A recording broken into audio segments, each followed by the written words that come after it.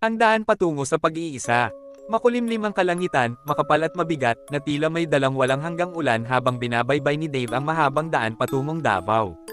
Mainit at maalinsangan ang hangin, at parang naglalapit ang makakapal na puno sa magkabilang gilid ng kalsada, nagbibigay ng pakiramdam na lumiit ang mundo.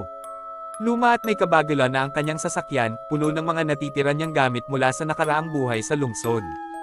Siya'y nag-iisa, tanging ang tunog ng makina at ang paminsan-minsang kulog ang kasama. Dati siyang respetadong doktor, ngunit ngayon ay isang lalaking tumatakas mula sa mga multo ng nakaraan.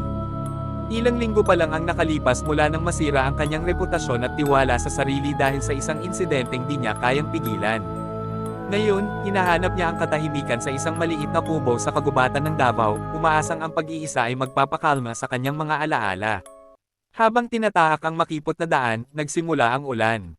Sa una, mga patak lang, ngunit mabilis itong naging malakas na buhos ng ulan na parang kortinang humahampas sa kanyang windshield. Nakasalampak siya sa manibela, pilit na sinisilap ang daan sa kabila ng malakas na ulan. Biglang may napansin siyang maliit na bagay sa gilid ng kalsada. Isang maliit at malamlam na hugis na halos maglaho sa putikan. Una niyang inisip na basura lang iyon o kaya'y patay na sanga, pero habang papalapit siya, mas nakita niyang malinaw ang itsura nito, isang aso, nakahiga sa putikan, basang-basa sa ulan, at halos di na gumagalaw. Malaki ang katawan nito, mayroong malapad na mukha at malalaking tainga na nakabagsak dahil sa bigat ng tubig, ulan at matinding pagod. Bahagyang tumaas ang ulo ng aso, tila malabo ang mga mata,